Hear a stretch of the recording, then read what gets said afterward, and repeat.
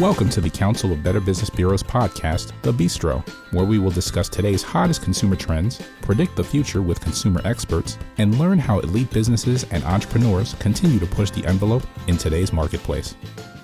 Hello and welcome to The Bistro. Thank you for joining us for the Better Business Bureau. I'm your host, Elaine Espinola. Today we're sharing tips on the best way to get into college. Wouldn't it be great to know exactly how to increase your chances of getting into the college of your choice? As with anything, the more you know, the more empowered you can be in the process. Our guest expert is Karen Spencer, a college admissions consultant from College Coach, which is the nation's leading provider of educational advising, offering expert guidance from the best college admissions consultants on the college admissions and finance process. Karen, welcome to The Bistro, and thank you for being here. Thanks for having me.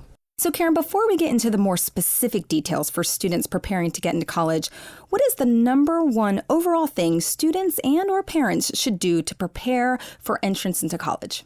I always tell parents this, and it's never what they think I'm going to say, but I always tell parents particularly that the best thing they can do to help their child with this process is to make sure they make it about their child and not about them. And I always say, I mean this with all due respect. You and I were just talking. I'm a parent of 3 children myself. I get how intrinsically tied our happiness can be to theirs on occasion. But as I tell every parent, this is not your opportunity to send your child to the college you wanted to go to and didn't get into, or send your child to the college you wanted to go to and your parents wouldn't pay for, or where you really liked at the library and your kid could have cared less, or about the bumper sticker. Make sure that your child is really driving this process, and I promise you, you will already start this process off on a better start. You know what? That is a great overall tip for parents in general. So can you share with us your background as a college admissions consultant and a little bit about College Coach? Sure. So I've worked for College Coach for coming up to 12 years. In fact, I just had my 12-year anniversary yesterday. And before that, I worked at Georgetown University here in D.C. I was the assistant director of admission there. And before that, at Franklin and Marshall College in Lancaster, Pennsylvania. Came to College Coach because I got kind of tired of denying 80% of the applicant pool at Georgetown every spring. That got a little depressing. College Coach is a team of former admissions officers and financial aid officers, and we help private families as well as corporations, as one of their corporate benefits, help guide students through the college admissions process. We also do a lot of other educational advising, but that's kind of our bread and butter. Okay, wonderful. So let's bring it back to a student, for example, that might be in high school. I know this is a big question that comes up often. Okay, kids want to know, and parents want to know too, is it better to get an A in regular classes or a B in those honors or AP classes? So I will tell you that my colleagues and I will tell you we get this question more than just about any question in the whole breadth of questions we could get. And even when we worked in admissions, we probably got that question at least once a day. And the answer is, most of my answers actually usually are it depends, which is probably very frustrating for many people. But, you know, you always have to take circumstances into account. That said, generally speaking, if you can pull a B or higher in an honors or an AP course, we'd prefer you do that versus getting straight A's in kind of fluffy regular level courses. And the reason is because we want to see that you've pushed yourself in high school. I always say GPA is not particularly a helpful number because it doesn't tell me what kinds of courses those grades were in, how difficult they were in. It doesn't tell me if you got a C in physics or in gym. So that's why GPA is not particularly helpful. We really look at your grades in conjunction with the courses they're in. And so we pay a lot of attention to your curriculum.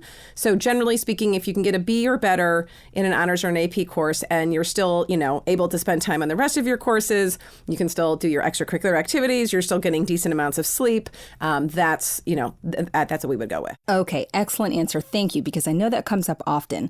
Now, students are then looking to take either an ACT or an SAT. What is the difference between these two tests? So the first thing I want to drive home, and I think this is a very common and very still pervasive myth, despite the fact it's been false the entire time, is that there's no preferred test. Schools will happily take either the ACT or the SAT.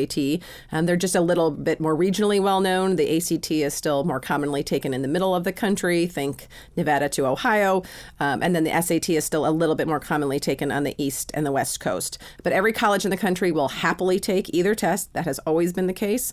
The SAT is a little bit more nuanced. It's more about logic and reasoning. The questions are a little bit more challenging. They're a little longer. For that reason, there are less of them on the test. Students who we call kind of traditionally good standardized test takers sometimes prefer the SAT. The ACT is more a test of what's taught in the classroom. It's more curriculum driven. It's a more black and white test. You either kind of know the answer or you don't. For that reason, there are more questions on that test, and so there's more to get through. There is also a science component on that is not on the SAT. Students who do really well in the classroom and don't often test as well as their grades would imply they should, sometimes much prefer the ACT. I know I personally did, but that was me. Would it perhaps behoove an individual to take both tests? In a perfect world, I would love to see every student take a practice test in both. Okay. The PSAT is pretty commonly given universally in October of either a sophomore or a junior year. The pre-ACT is not as commonly given, but you can go to any diagnostic center, anybody who does testing, tutoring, they will be able to give you a diagnostic in that. And then you can see if you have a natural proclivity on one or the other. About 80% of students are going to do about the same on both tests, but 20% are going to do much better on one over the other, and you just don't know if you're that student unless you've taken both tests. Okay, and I'm assuming also if you're a student who happens to know exactly where you want to go, you might be able to look into that college and find out if there's a preference from that institution. So yeah, like I said, institutions don't have a preference, but sometimes you can see what their median 50% is, and then you can kind of sense whether or not your testing is really hitting that target or not. Okay, excellent. So speaking of those colleges, now, when is a good time for students to go visit a college? I always say there's never really a bad time necessarily to visit a college. There are better times than others. The worst is not to visit at all. If there's another piece of advice I could give as universally to, really drive home is the importance of the college visit. I cannot emphasize that enough. I've never known a family to visit and regret that decision ever.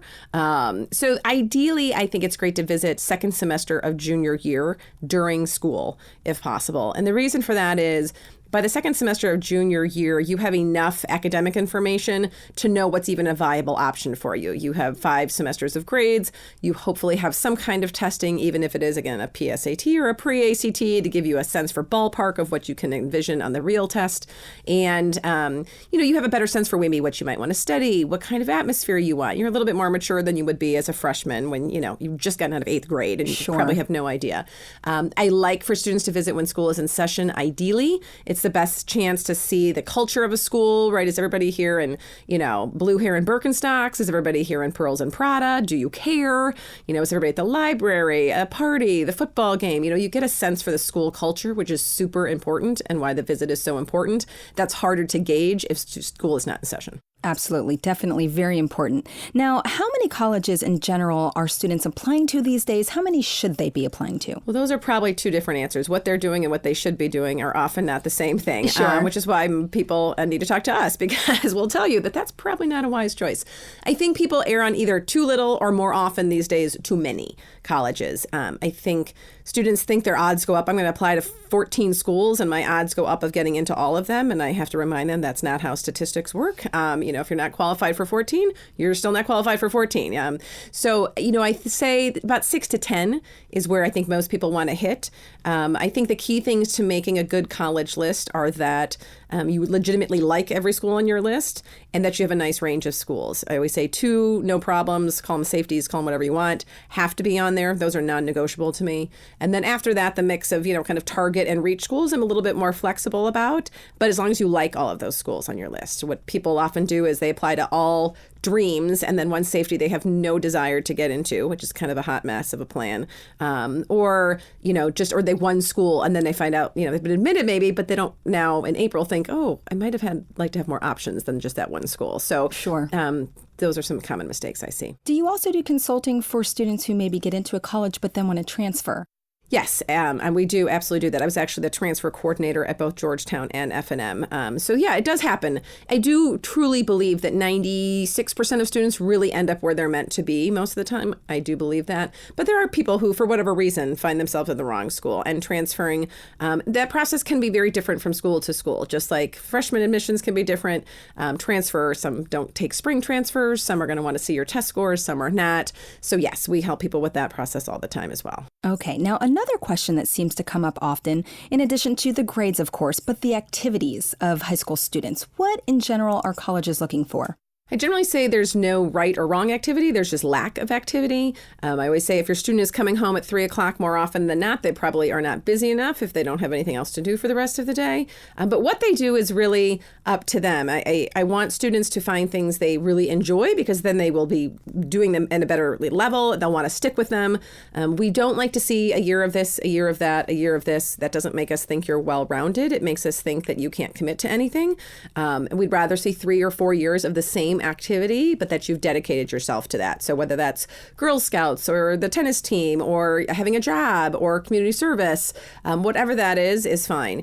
That all said, I do always joke that nobody ever got into college because of the Spanish club, right? Or the French club, German club, fill in the blank, whatever you want, right? I was in the German club in high school. We made, schnitzel one weekend. We spoke a little German and got our pictures in the yearbook, and that was kind of the end of the day.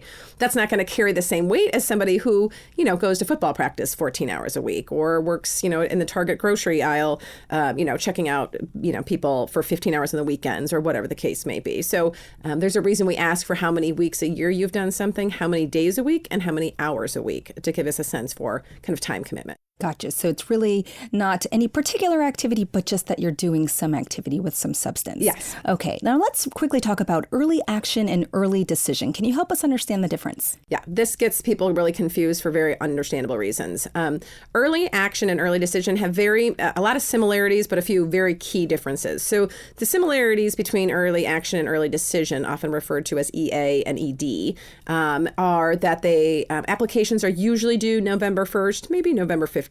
But I'd say that's a pretty common deadline. You usually get to find out one way or the other by middle to end of December. So that's the advantage, is you have the potential to find out early on. Now, keep in mind, in either of those, you could get deferred, which means you still have to wait. So it's not always a done deal that an answer one way or the other, but you have at least potential that you don't have to wait as long. Where the differences come in is that early action is a non-binding agreement, meaning if you applied to Georgetown, where I used to work, for example, and you got in through early action, you didn't have to go. You could, but you don't have to. And you still have until May to make that decision. You can see where else you've gotten in. You have choices to make. Or Franklin and Marshall, where I used to work, that was early decision. If you got in, you had to go. You signed a binding contract. Your guidance counselor has said they will not send your transcript anywhere else. So early decision can be great for some students. It is not for everybody. Gotcha. Well, these are all very excellent and very helpful and specific tips for anyone looking to apply to college. Just to kind of wrap it all up, can you share your top 3 tips for someone looking to get into college? Absolutely. And I'm sure my 3 tips might be different than my colleagues, but these would be mine. The first would be the importance of the college visit. I know I said it earlier, but again, I cannot emphasize the importance of the college visit. Please get on a college campus with your children. The second thing would be to discuss finances with your children. I don't actually do that financial aid perspective, but so many people do not have this conversation early enough with their kids. Their kids end up applying to a college that they ultimately can't afford. And now we have a lot of tears and confusion about why this was not on the table to begin with. So have that discussion, whatever that is, your family values or your family values, that's fine. But make sure you discuss that with your children far in advance of them applying.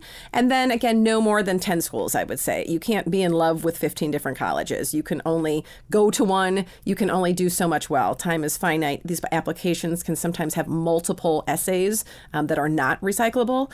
So you could be finding yourself writing upwards of 15 to 16 essays, perhaps. So no more than 10 schools, generally speaking. Those would be my top 3. Okay, thank you. So how can people find out more information from College Coach? So you could go to our website, which is www.getintocollege.com, and it will give you all of our services. It will show you pictures of all our former admissions officers and financial aid officers and tell you all the things that we do. Okay, and most impressive, will you share with us your success rate for anyone working with a College Coach? Absolutely. 100% of our students get into college and 95% get into one of their very top choices. Wonderful. Wonderful. Well, thank you so very much for speaking with us today on The Bistro, Karen. You know, the Better Business Bureau is deeply committed to building and advancing a better marketplace, a trusted marketplace for all, because trust always matters. For the Better Business Bureau and as your host of The Bistro, I'm Elena Spinola, and I thank you for listening, and I encourage you to give us your feedback on this episode. Until next time, it's been my pleasure discussing better business with you. You just enjoyed the Bistro podcast. Be sure to tune in next month for a brand new episode. To learn more about our other shows, visit betterbusiness.blueberry.com. That's betterbusiness.blueberry.com and subscribe. The thoughts and opinions expressed on this podcast are the views and opinions of the guests, not those of the Better Business Bureau, Council of Better Business Bureaus, or program affiliates. This podcast is for information and educational purposes only and is copyrighted with all rights reserved. This podcast is protected by Blueberry's Terms of Service.